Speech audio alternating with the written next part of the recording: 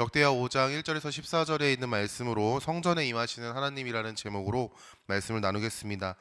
역대하 2장부터 시작된 성전의 건축이 5장에 들어서서 마쳤습니다. 다윗이 하나님을 사모하는 마음으로 준비했던 성전 건축을 그의 아들이 이어받았고 하나님의 성전을 건축했던 것이죠. 하나님을 위해서 가장 좋은 것을 모아서 성전을 지었고 하나님을 위해 다윗이 드렸던 은과 금과 모든 기구를 가져다가 하나님의 전 곳간에 두었습니다. 열왕기상 6장 38절에서는요. 하나님의 성전을 건축하는데 7년이라는 시간이 들였습니다라고 얘기합니다. 7년이라는 시간을 들여서 하나님을 위한 성전을 건축한 것이죠. 이제 그 성전에 하나님의 임재를 상징하는 언약궤를 모시기로 결정합니다. 성전을 만드는 이유는 하나님을 모시기 위함이었습니다. 사무엘상 7장에서 다윗은 자기는 성에 살았지만 하나님의 언약궤가 성막 가운데 있음을 한탄하며 하나님의 성전 짓기를 원했죠. 그리고 다윗의 아들인 솔로몬이 하나님의 성전을 건축했습니다. 그리고 언약궤를 가지고 오려고 장로들을 소집했습니다. 5장 2절 말씀에 이에 솔로몬이 여호와의 언약궤를 다윗성 곧 시온에서부터 메어 올리고자 하여 이스라엘 장로들과 모든 지파의 우두머리 곧 이스라엘 자손의 족장들을 다 예루살렘으로 소집하니 그리고 레위 사람들로 언약궤를 메어 성전에 가지고 왔습니다. 여러분, 성전을 만든 이유가 하나님을 모시기 위함이라고 하는데 그러면은 이게 과연 우리에게는 어떤 의미가 있는지를 한번 봤으면 좋겠습니다. 예수님은 요한복음 2장에서 성전을 다시 세우시겠다라고 말씀하시며 자기 육체를 가리켜 성전이라고 말씀하셨죠. 그리고 예수 그리스도의 은혜로 구원받은 성도를 가리켜 바울은 고린도전서 3장 16절 말씀에 성전이라고 말합니다. 그렇다면 성전인 성도 안에 무엇이 있어야 하는지가 분명해지는 것이죠. 모두 알다시피 바로 하나님이 계셔야 하는 것입니다. 성전인 성도 안에 하나님께서 왕으로 임하셔야 하는 것이죠. 예수 그리스도의 영, 지혜의 영, 성령 하나님께서 우리 가운데 임재하셔야 합니다. 우리가 익숙한 말로 표현하자면 성령의 충만함을 입어야 하는 것이죠. 그런데 우리 안에 하나님이 아닌 다른 무언가, 때로는 내가 왕으로 자리 잡고 있거나 세상의 우상이 우리 안에 왕처럼 군림하고 있는 것을 보게 됩니다. 하나님이 아닌 다른 무언가는 내 안에서 왕처럼 군림하며 나의 삶을 통제하고자 합니다. 그리고 그 삶은 고통과 아픔인 줄도 모르고 세상의 가치관과 즐거움과 기쁨과 쾌락을 향해서 나아가게 하죠. 이러한 삶은 결국에는 파멸의 삶이다라고 성경은 이야기하고 있습니다. 사랑하는 성도 여러분, 우리가 성전임을 기억하고 하나님을 왕으로 초청할 수 있기를 소망합니다. 끊임없이 우상이 하나님이 앉으셔야 하는 왕의 자리를 차지하고자 할 것입니다. 하나님을 끌어내리고자 할 거고 하나님인 척하며 우리의 삶을 기만하고 그리고 우리를 언제나 속임으로 말미암아 멸망의 길로 인도할 것이죠. 그러하기에 우리는 의식적으로 우리의 정체성을 선포함으로 내 안에 왕으로 군림하셔야 하는 분이 누구인지를 선포해야 합니다.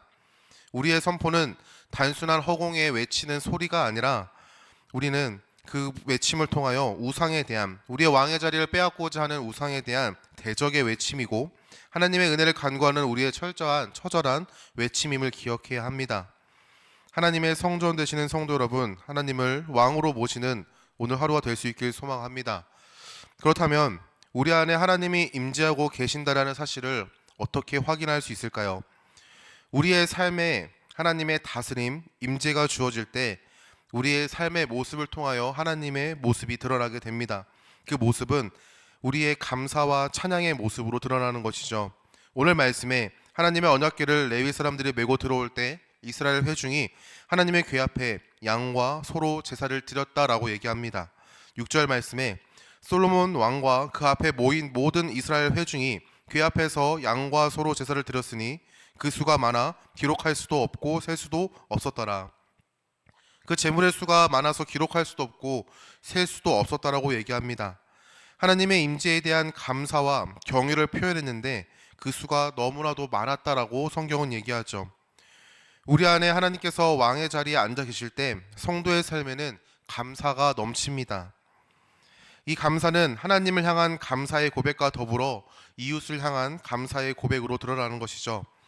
하나님을 향한 감사의 표현으로는 하나님을 찬양하는 것이 있습니다. 하나님을 찬양하는 것은 하나님이 하신 일과 그리고 지금 하시는 일과 앞으로 하실 일에 대해서 그분의 일하심을 높이고 그분의 일하심을 경외하는 것입니다. 이것은 우리 안에 하나님의 선하심과 은혜에 대한 믿음의 반응으로 드러나는 믿음의 모습인 것이죠.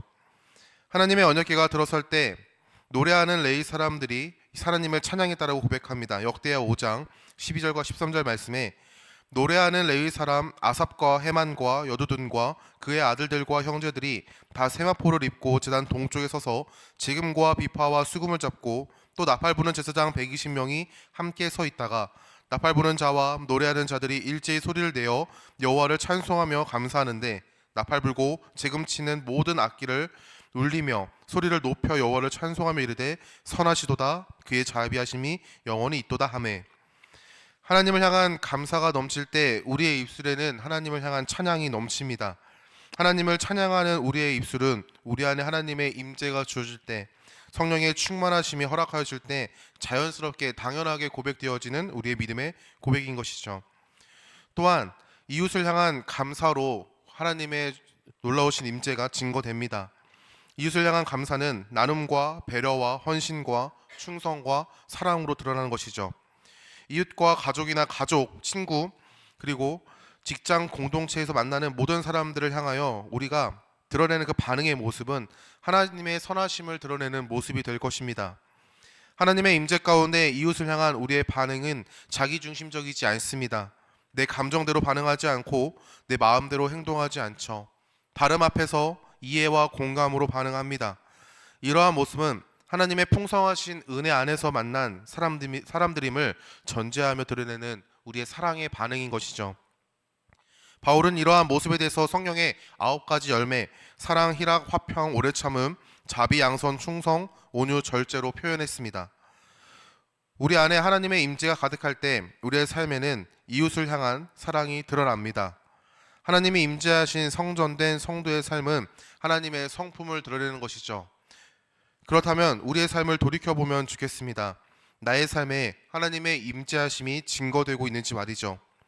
때로는 내가 감정대로 반응하고 있지는 않은지, 하나님을 향한 나의 고백이 감사와 찬양이었는지, 하나님께서 나에게 허락하신 이웃, 가장 가까운 배우자와 자녀, 그리고 만나게 하시는 사람들, 친구나 직장 동료, 이웃에게 나는 과연 어떻게 반응하며 살았는지를 한번 돌이켜보면 좋겠습니다. 성령의 충만함을 입은 성도, 하나님의 임재가 가득한 성도의 삶은, 성전된 성도의 삶은, 우리의 삶은 하나님의 사랑과 하나님의 은혜를 흘려보내는 삶입니다. 내가 새롭게 되었지만 나의 삶이 그러하지 못한다면 우리는 나의 착각 가운데 살아가고 있을 수도 있다는 것이죠.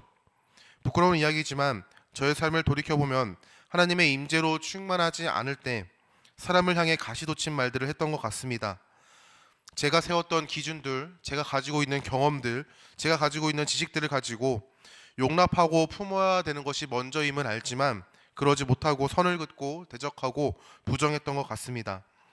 사랑하는 성도 여러분, 여러분의 삶에 감사와 찬양이 넘쳐나고 있습니까? 나의 입술은 하나님을 높이고 있는지, 그리고 나의 삶의 모습은 하나님께서 허락하신 공동체, 만나게 하신 사람들 관계 안에서 하나님의 사랑이, 하나님의 은혜가, 자비와 나눔과 배려가 증거되고 있는지를 한번 돌이켜봤으면 좋겠습니다. 허락하신 은혜 안에서 우리의 모습을 돌이키며 회개하고 다시 은혜를 간구하며 나아가는 오늘의 하루가 될 수 있기를 소망합니다.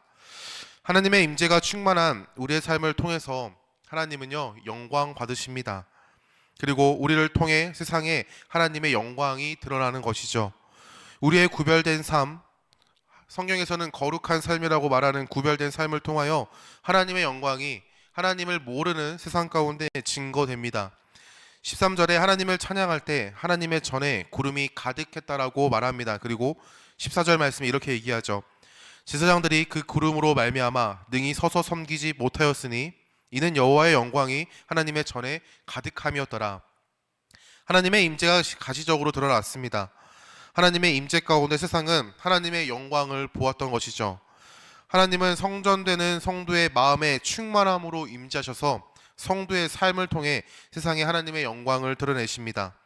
하나님의 아름다우심과 하나님의 위대하심을 세상 사람들은 이해할 수조차도 없는, 아니 생각조차도 할 수 없는 그분의 놀라우신 은혜를 성도의 삶을 통하여 증거하시고 드러내시는 것이죠. 하나님의 영광은 세상을 변화시킵니다. 하나님의 영광을 드러내는 성도의 삶은 세상이 감당하지 못하는 큰 일을 이루는 것이죠. 하나님께서 성도의 삶을 통해서 이루시는 놀라운 하나님의 은혜입니다. 사도행전에 보면 베드로가 성령의 충만함을 입고 그리고 그 삶이 전혀 달라졌다는 사실들을요 우리들에게 보여주고 있습니다. 베드로의 고백입니다. 사도행전 4장 18절과 19절 말씀에 그들을 불러, 베드로와 요한을 가리킵니다. 그들을 불러 경고하여 도무지 예수의 이름으로 말하지도 말고 가르치지도 말라 하니 베드로와 요한이 대답하여 이르되 하나님 앞에 너희의 말을 듣는 것이 하나님의 말씀을 듣는 것보다 옳은가 판단하라. 이전에는 베드로의 모습이 자기 목숨을 지키기 위해서 예수님을 배신했다면, 성령 충만을 입은 베드로의 모습은요 자기 목숨 따위는 상관하지 아니하고 오직 예수의 이름을 담대하게 선포하며 나아갑니다. 목에 칼이 들어오는 상황 가운데서도 자신의 생명을 안위를 걱정하지 아니하고 예수 그리스도의 복음을 전하는 것이 너희들의 말을 듣는 것보다 옳은가, 하나님의 말씀을 듣는 것이 너희들의 말을 듣는 것보다 옳은가 판단하라라고 지도자들을 향하여 선포하죠. 베드로뿐이겠습니까? 사울은 복음을 핍박하는 자였습니다. 예수님을 인격적으로 만나기 전에 사울은요 하나님의 놀라우신 은혜와 사랑으로 변화된 교회 공동체를 핍박하고 박해하고 죽이는 일에 앞장서던 자였습니다. 그러나 인격적으로 만난 사울의 삶은, 성령의 충만함을 입은 그들의 삶은 복음을 위해 살아가는 삶이었다는 것을 알 수 있죠. 사도행전 20장 24절 말씀입니다. 내가 달려갈 길과 주 예수께 받은 사명 곧 하나님의 은혜의 복음을 증언하는 일을 마치려 하면은 나의 생명조차 조금도 귀한 것으로 여기지 아니하노라. 바울은 복음을 위해 자기 생명을 던지는 자가 되었고, 바울은 자기의 시간을 복음을 위해 사용하는 자가 되었고, 바울은 복음을 위해서 자신의 모든 인생을 드릴 수 있는 한 사람이 되었습니다. 하나님의 충만한 임재 가운데 바울의 삶은 이전과 완전히 반대되는 삶을 살았음을 우리는 성경을 통해서 알 수 있죠. 사랑하는 성도 여러분, 성령의 충만함, 하나님의 충만한 임재 가운데 살아가는 성도의 삶을 통해서 하나님께서는 자기의 영광을 드러내십니다. 성령 충만, 하나님의 충만한 임재를 누리는 성도의 삶은 세상에 선한 영향력을 미치고 세상을 변화시키고, 그리고 우리의 삶의 모습을 통하여 하나님 나라를 선포하며 하나님의 뜻이 우리를 통하여 이루어지는 것이죠. 이 사실을 기억함으로 말미암아 기대하고 소망함으로 반응하는 우리가 될 수 있길 소망합니다.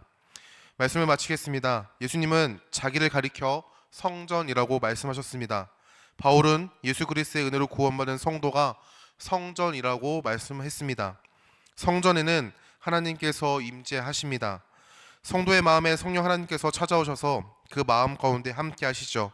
그리고 그 성령 하나님은 우리의 모습과 상관없이 떠나지도 아니하시고 버리지도 아니하시고 우리와 함께 우리 안에서 일하심으로 말미암아 역사하십니다. 성전된 성도 여러분, 여러분의 마음에 하나님께서 임재하고 계신지를, 하나님께서 함께하고 계신지를 바라볼 수 있길 소망합니다. 내 삶은 성령의 충만함을 입어 살아가고 있는 존재인가? 하나님을 사랑하고 이웃을 사랑하라는 그 하나님의 말씀이 내 삶 가운데 증거되고 있는가? 돌이켜봤으면 좋겠습니다. 우리의 정체성을 선포함으로 우리의 왕 되시는 하나님을 왕의 자리로 초청할 수 있길 소망합니다. 더 나아가 나의 삶이 하나님의 임재가 드러나는 삶인지를 돌이켜봤으면 좋겠습니다. 성령의 충만함을 입은 우리의 삶을 통해서 하나님의 영광이 세상 가운데 드러날 것입니다. 오늘 하루가 그러한 하루 될 수 있기를 기대하고 소망하는 마음으로 예수 그리스도를 더욱더 붙드는 하루가 될 수 있기를 예수님의 이름으로 축원합니다.